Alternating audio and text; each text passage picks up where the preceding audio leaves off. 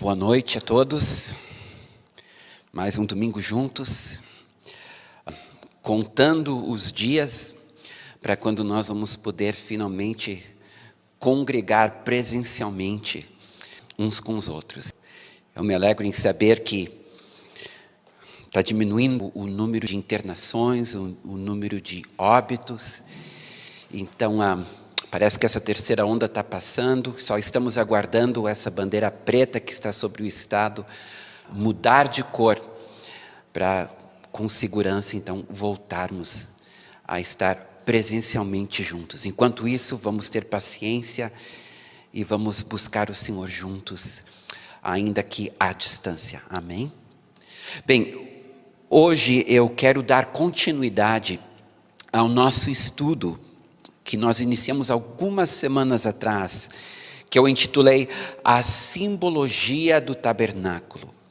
Então, hoje será a parte 2, e eu vou estar falando sobre o ministério sacerdotal ligado ao tabernáculo, essa maquete dos céus e da terra e da redenção. Então, eu oro ao Senhor que Ele nos conduza e que a palavra possa ser clara e possamos aprender juntos a respeito deste ministério tão importante, que em Jesus, Ele sofre uma transformação. E nós vamos entender daqui a pouquinho o que esta transformação significa para as nossas vidas. Bem, eu quero começar dizendo que Moisés e Arão eram da tribo de Levi. Quando Arão e seus filhos foram separados para o ofício sacerdotal, era como levitas que foram separados. Logo, era um sacerdócio levítico. Assim é chamado no Antigo Testamento e assim também é chamado no Novo Testamento, na carta aos Hebreus, como nós vamos ver mais adiante. Então agora nós temos a tribo inteira, junto com a família de Arão, ministrando no tabernáculo. Mas vem a pergunta, por que a tribo de Levi foi escolhida para servir o Senhor no tabernáculo? Por que esta tribo e não outra? Bem, vocês vão ver que a história ainda é mais complexa do que apenas decidir qual tribo iria servir o Senhor no tabernáculo. Diz em Êxodo, capítulo 19, versículos 5 e 6. Agora, pois, se diligentemente ouvirdes a minha voz e guardardes a minha aliança, então, tu vê que há um condicional aqui, então sereis a minha propriedade peculiar dentre todos os povos, porque toda a terra é minha. Vós me sereis reino de sacerdotes e nação santa. São estas as palavras que falarás aos filhos de Israel. Só um pouquinho. O que nós estamos lendo aqui não é a separação de uma tribo, mas a separação de uma nação para servir o Senhor.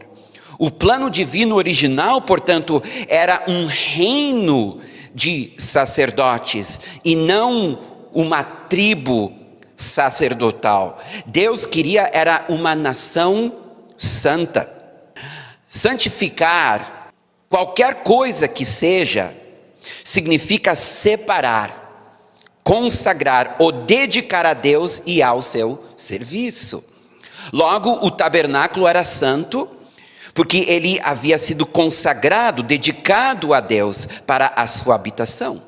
A mobília e os utensílios do tabernáculo eram sagrados porque haviam sido dedicados e consagrados ao serviço do santuário. O povo, portanto, era santo porque escolhido para servir exclusivamente o Senhor. Quando o povo de Israel deixou o Egito, o Senhor os reclamou para seu serviço, como seu povo santo. Ele mandou Moisés dizer a Faraó: deixa ir o meu povo, para que me sirva. Um povo, portanto, sacerdotal. Libertados de sua dura escravidão, Os filhos de Israel estavam agora a serviço do Senhor, um povo santo que deveria ser zeloso de boas obras. É importante nós identificarmos aqui, na história do Êxodo, do povo de Israel, que a libertação do jugo dos egípcios era para que o povo pudesse ser livre para servir o Senhor de forma santificada, de forma consagrada. A libertação era para o serviço ao Senhor. E esta foi a aliança que ele fez com o povo de Israel. Foi isso que ele falou em Êxodo 19. Se diligentemente ouvirdes a minha voz, se guardardes a minha aliança, então sereis a minha propriedade peculiar, um reino de sacerdotes, uma nação santa. Mas então algo deu terrivelmente errado. Diz em Deuteronômio capítulo 10, versículos 1, 4, 8 e 9. Naquele tempo me disse o Senhor: lavra 2 tábuas de pedra como as primeiras, e sobe a mim ao monte e faze uma arca de madeira. Então escreveu o Senhor nas tábuas, segundo a primeira escritura, os 10 mandamentos que ele vos falara no dia da congregação, no monte, no meio do fogo. E o Senhor os deu a mim. Por esse mesmo tempo, o Senhor separou a tribo de Levi para levar a arca da aliança do Senhor, para estar diante do Senhor, para o servir e para abençoar em seu nome até o dia de hoje. Pelo que Levi não tem parte nem herança com seus irmãos, o Senhor é a sua herança, como o Senhor teu Deus lhe tem prometido. O que aconteceu aqui? Era o povo, de repente agora não é mais o povo, é uma tribo, uma única tribo, separada para servir o Senhor. O que aconteceu de tão grave entre as 2 subidas de Moisés ao monte Sinai, que fez com que Deus escolhesse a tribo de Levi em lugar de toda a nação? Algo muito sério tem que ter acontecido para que o sacerdócio de toda a nação se reduzisse ao sacerdócio de uma única tribo.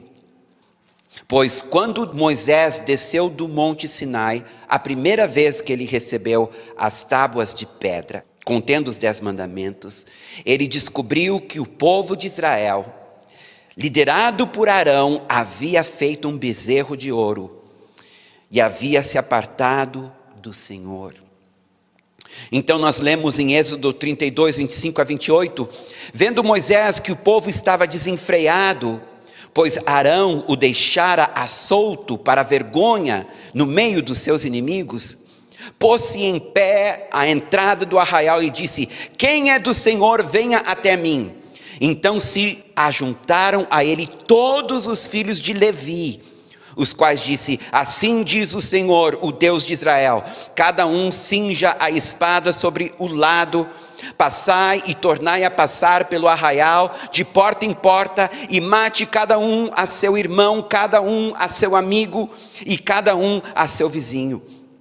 E fizeram os filhos de Levi segundo a palavra de Deus, e caíram do povo naquele dia uns 3.000 homens.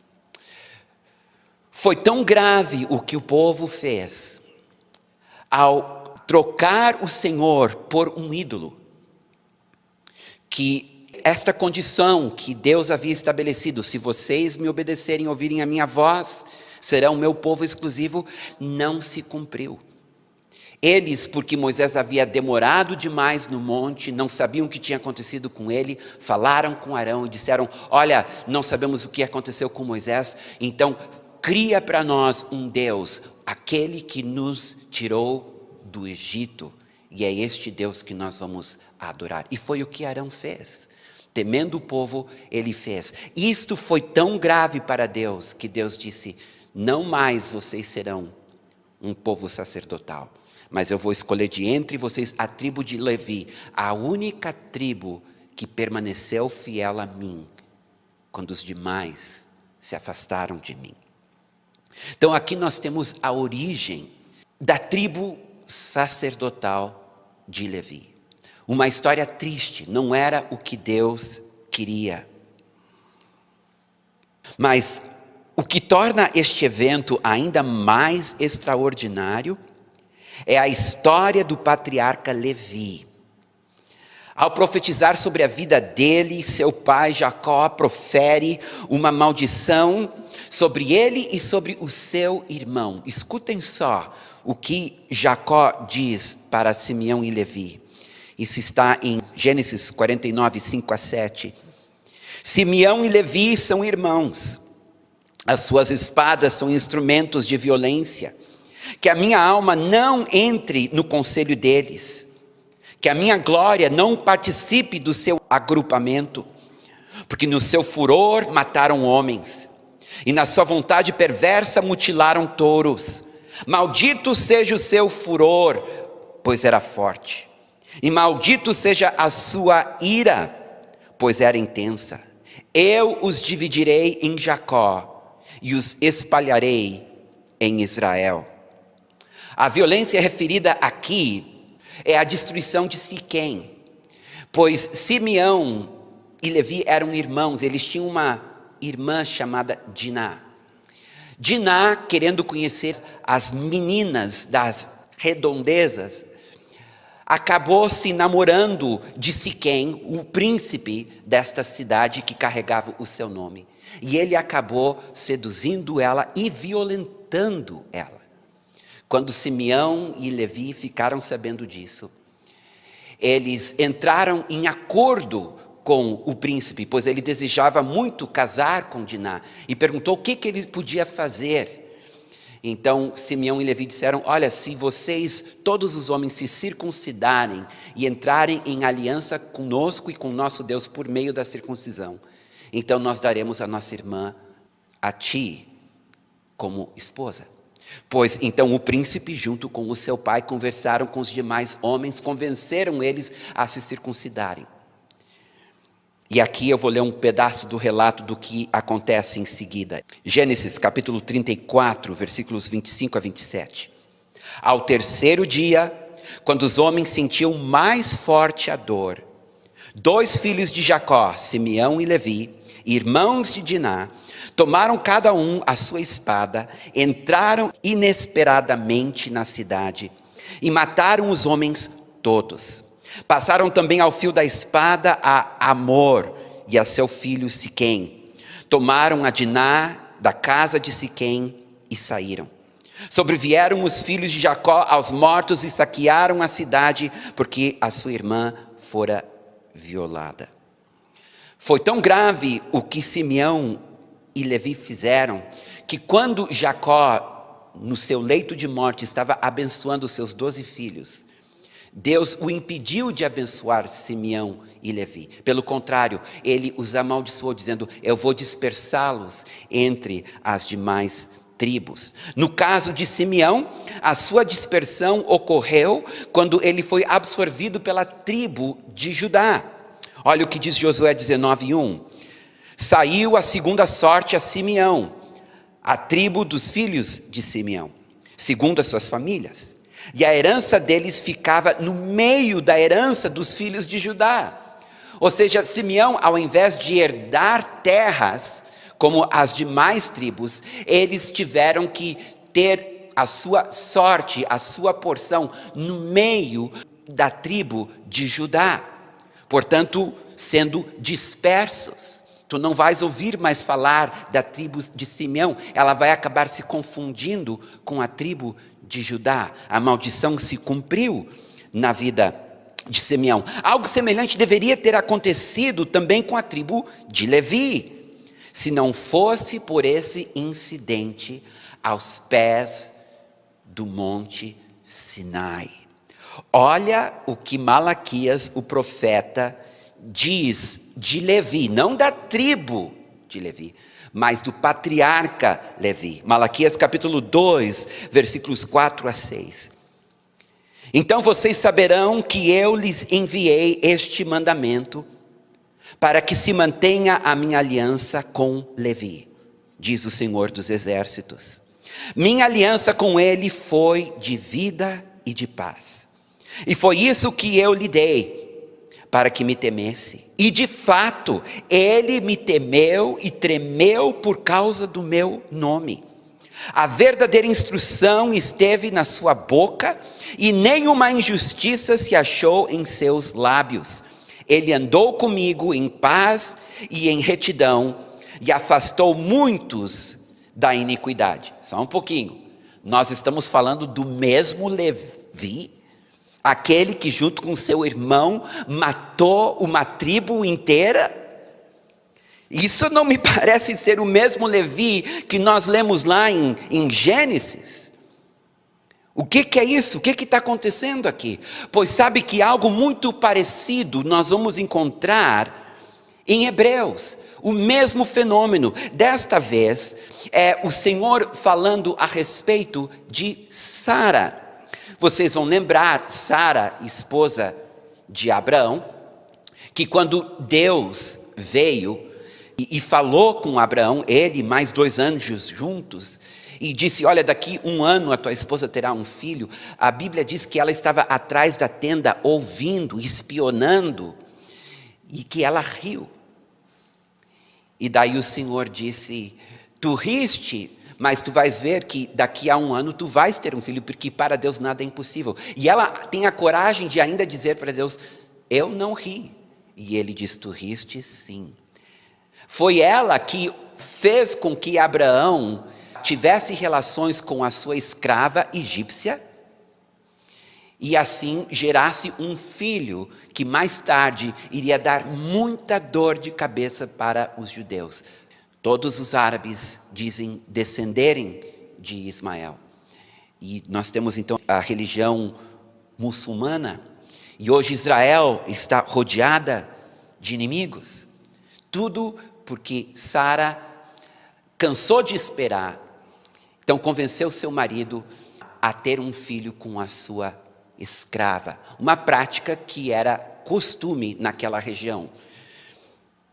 Esta mesma Sara, que depois, quando o filho de Agar, a egípcia, cresceu e começou a disputar com o filho dela, ela mandou a mulher embora junto com a criança para morrer.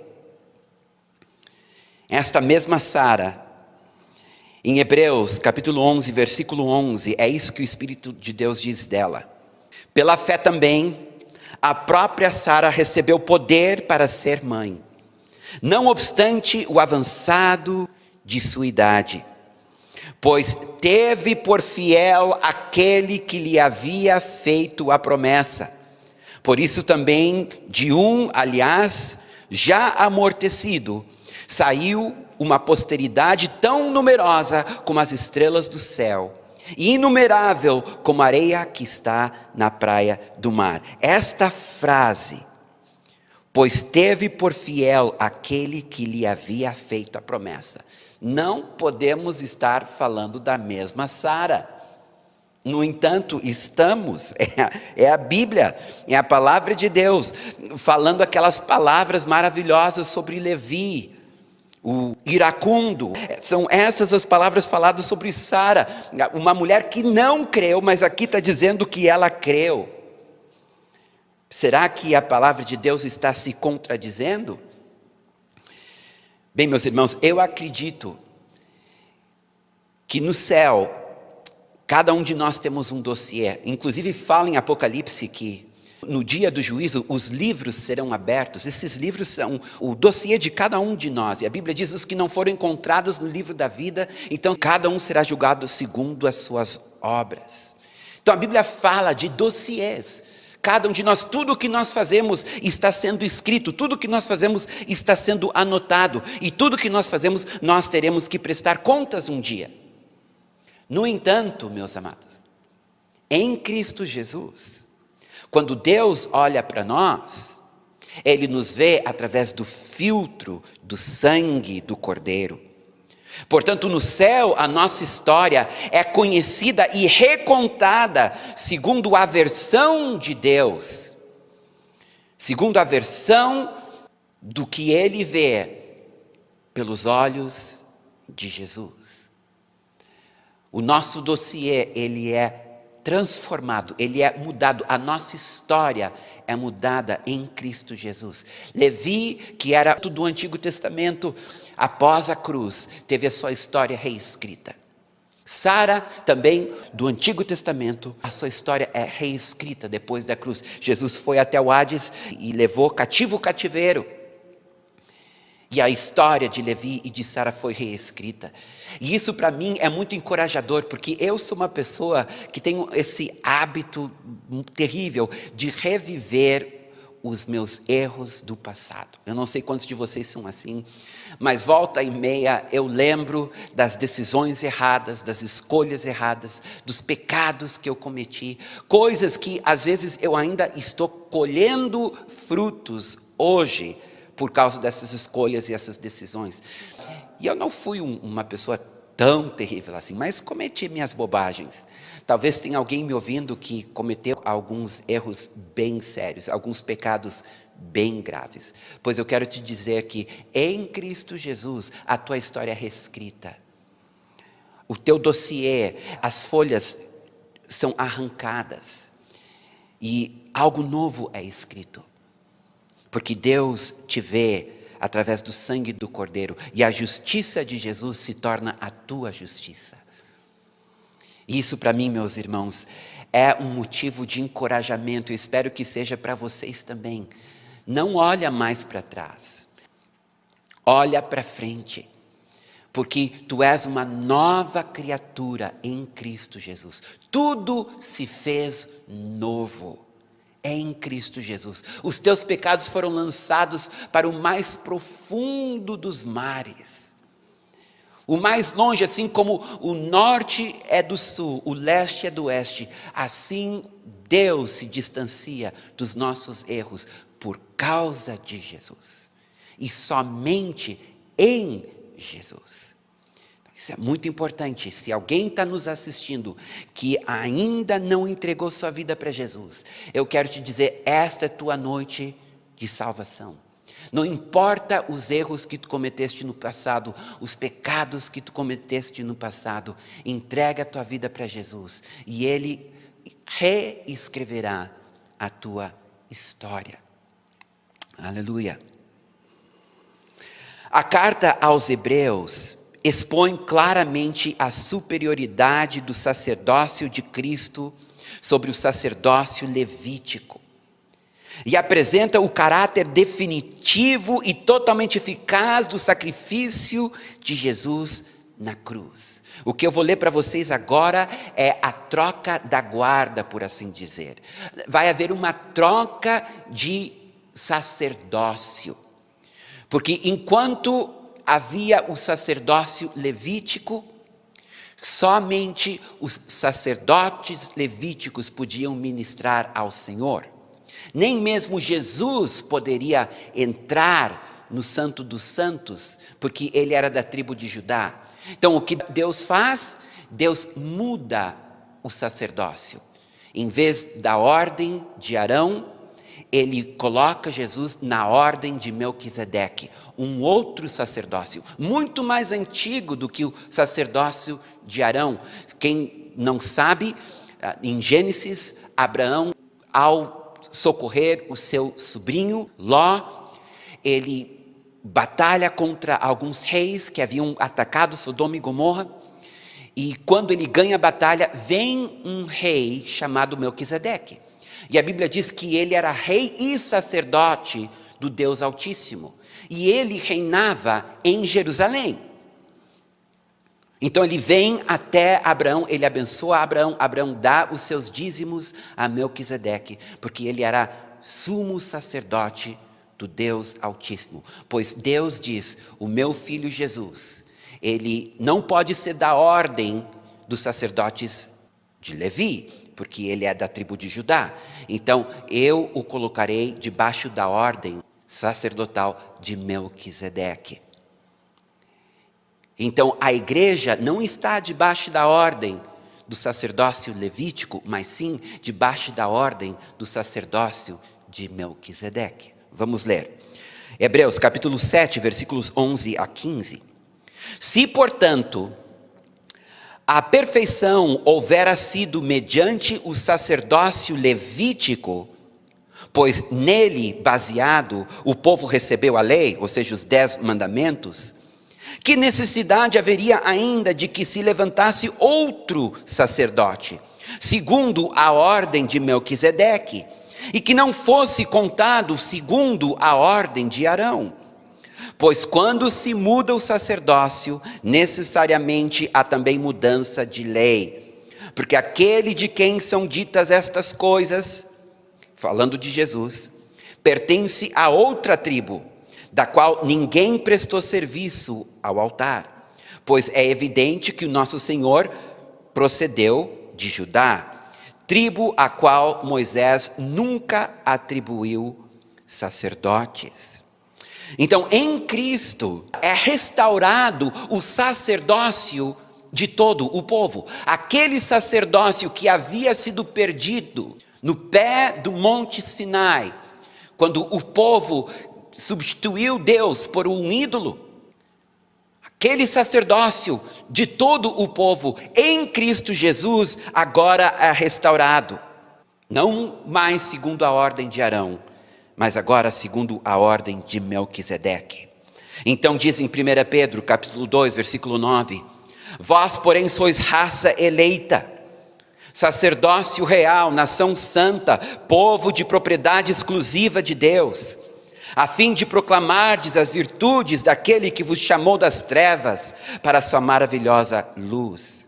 Em Apocalipse, capítulo 5, versículos 9 e 10, digno és de tomar o livro e de abrir-lhe os selos, porque foste morto e com o teu sangue compraste para Deus os que procedem de toda tribo, língua, povo e nação. E para o nosso Deus os constituíste reino de sacerdotes. Queridos, antes de Jesus, só da tribo de Levi, só a família de Arão podia ministrar ao Senhor. Agora, em Cristo Jesus, todos nós podemos ministrar ao Senhor. Deus está formando mais uma vez um povo santo para si. E é para que possamos fazer parte deste povo que Jesus nos liberta. Ele se entregou por nós para nos redimir de toda iniquidade e purificar para si um povo de sua possessão. É o Senhor quem quebra as correntes pelas quais Satanás nos mantinha em cativeiro. O Senhor nos quer totalmente livres para poder servi-lo. Muitos cristãos ainda não entenderam isto. Eles não sabem que o propósito de sua libertação é para que possam ser santificados, consagrados, separados para o uso exclusivo de Deus, para a sua glória. Então são salvos, mas fazem uso da sua liberdade para atender aos anseios e desejos e sonhos da sua própria carne, satisfazendo a sua carne, ao invés de satisfazer o seu Senhor. Nós somos libertos, amados, para podermos ministrar ao Senhor, e não para continuarmos vivendo para nós mesmos. Sabe, um ensinamento que faz tempo que eu não ouço mais, é aquele que fala da negação do eu, de carregar a sua cruz, de estar disposto a morrer por Jesus. Eu vejo uma geração aqui no Ocidente cheia do eu, individualista, egoísta, humanista, que esqueceu o preço que foi pago para que pudéssemos exercer o nosso sacerdócio, segundo a ordem de Melquisedeque. Queridos, está na hora de nós relembrarmos que nós fomos comprados para servir a Ele e não a nós mesmos. Quem quer ser meu discípulo, diz Jesus, negue-se a si mesmo, toma sua cruz e segue-me.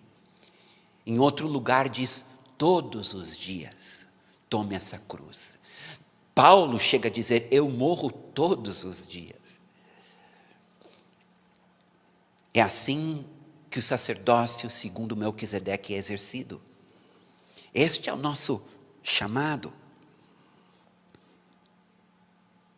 Tito, capítulo 2, versículos 13 e 14, diz assim, aguardando a bendita esperança e a manifestação da glória do nosso grande Deus e Salvador, Jesus Cristo, o qual a si mesmo se deu por nós, a fim de remir-nos de toda iniquidade e purificar para si mesmo um povo exclusivamente seu, zeloso de boas obras.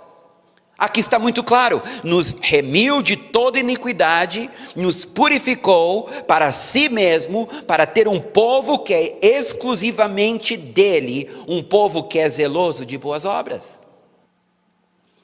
Em 2 Timóteo, capítulo 2, versículos 20 e 21, ora, numa grande casa não há somente utensílios de ouro e de prata, há também de madeira e de barro, alguns para honra, outros, porém, para desonra. Assim, pois, se alguém a si mesmo se purificar destes erros, será utensílio para honra, santificado e útil ao seu possuidor, estando preparado para toda boa obra. Então, aqui nós temos uma escolha. Nós podemos, a partir de hoje, decidir ser um vaso de honra, santificado, separado para Deus, ou continuarmos sendo um vaso de barro, que não tem utilidade para o reino, porque estamos tão envolvidos com as coisas deste mundo, que o Senhor não pode nos usar. A escolha é nossa, queridos. E nós não podemos cometer o erro que Israel cometeu no deserto. Nós precisamos entender que o preço para ser discípulo de Jesus é tudo ou nada. O preço da pérola preciosa é tudo ou nada. O preço do tesouro escondido é tudo ou nada. Tu não podes te dar ao Senhor 99% e ficar com 1% para ti.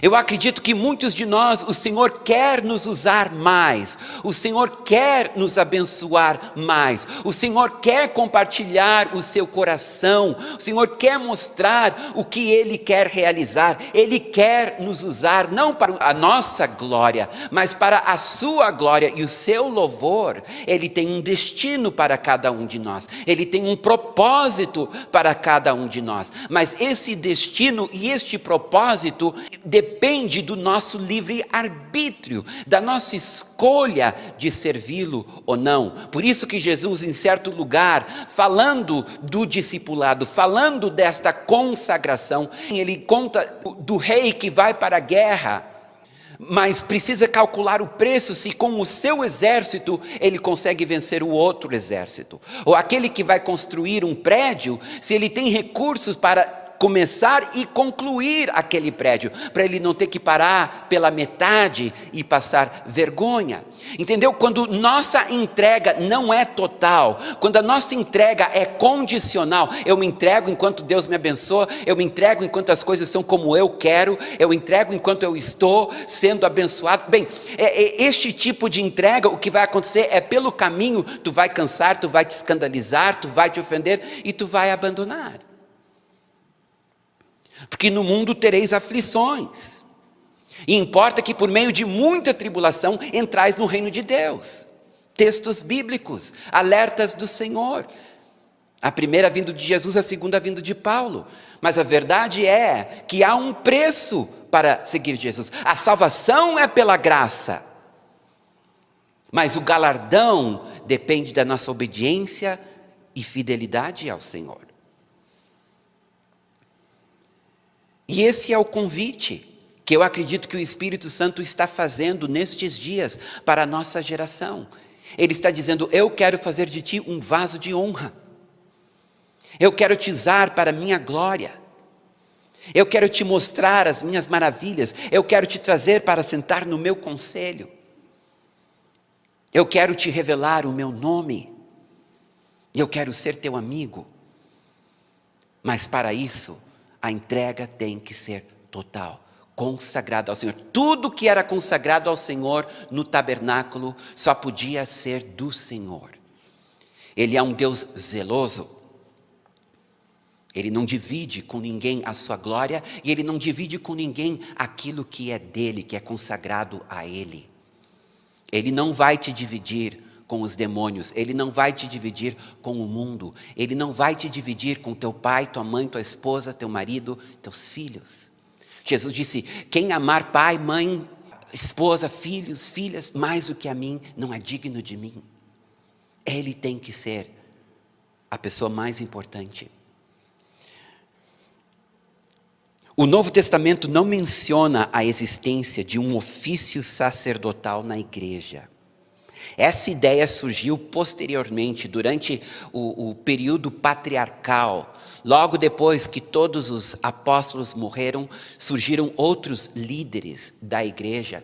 E esses líderes foram se distanciando das verdades simples das Escrituras. E começaram a criar, então, cargos dentro da igreja. Primeiro, havia só presbíteros e diáconos. De repente tem bispos, presbíteros e diáconos, e de repente tem papa, arcebispos, bispos, presbíteros, pastores e diáconos, e assim vai.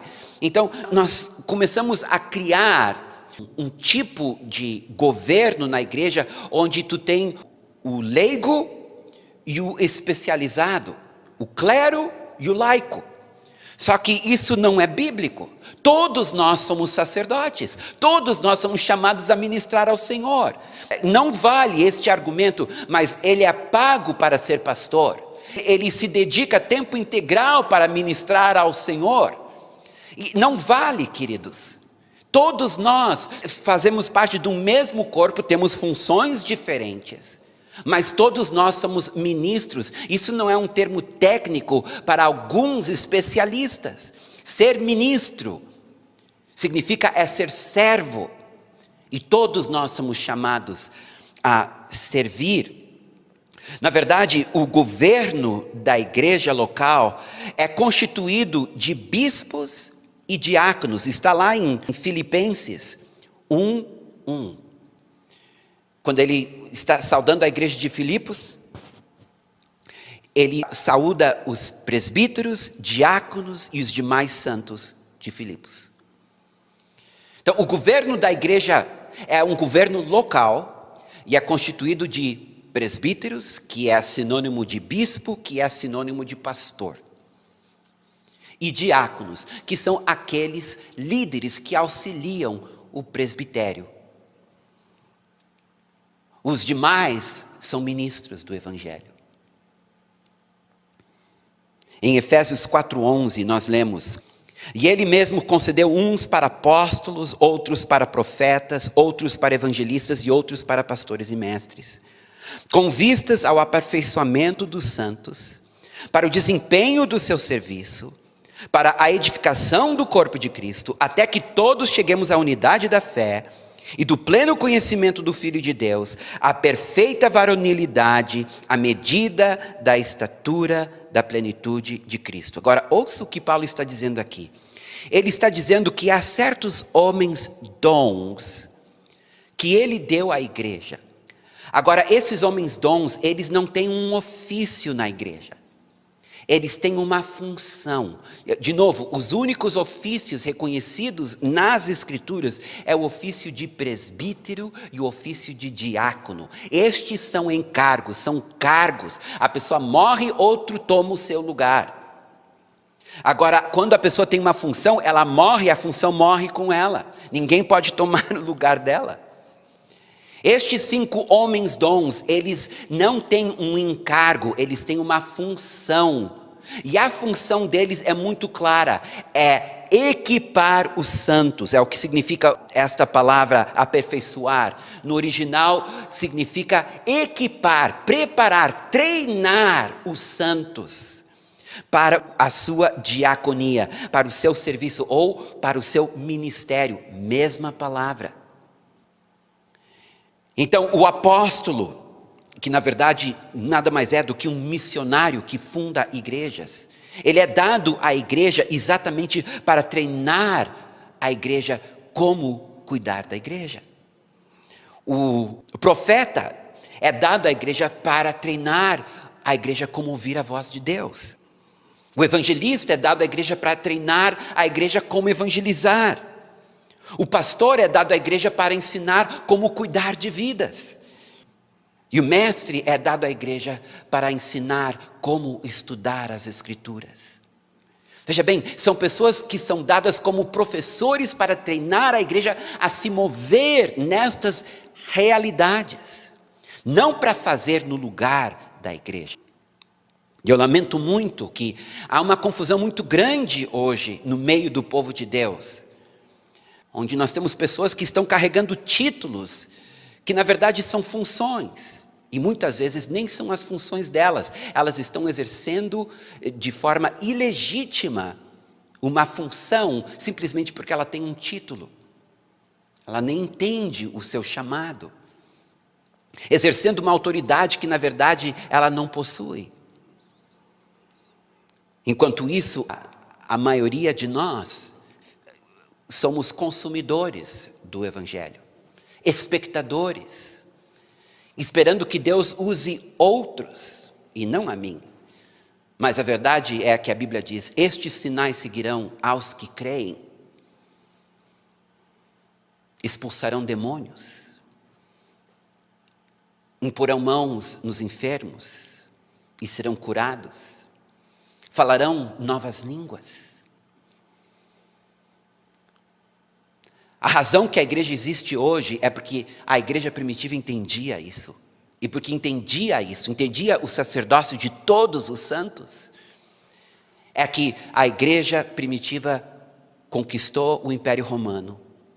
Depois conquistou as tribos bárbaras. E depois conquistou o Brasil. Uma das nações com mais evangélicos no mundo. Se nós tivermos este entendimento, nós vamos ganhar a nossa cidade, nós vamos ganhar o nosso estado para o Senhor Jesus. Mas precisamos entender, Deus não tem uma elite, Ele apenas tem um povo que tem Jesus como cabeça. E todos nós somos chamados a avançar o reino, a conquistar essa terra para Jesus Cristo, com os dons e talentos que Ele nos deu. Ninguém aqui deve enterrar o seu talento, mas todos devem multiplicar os seus talentos, para a glória de Jesus.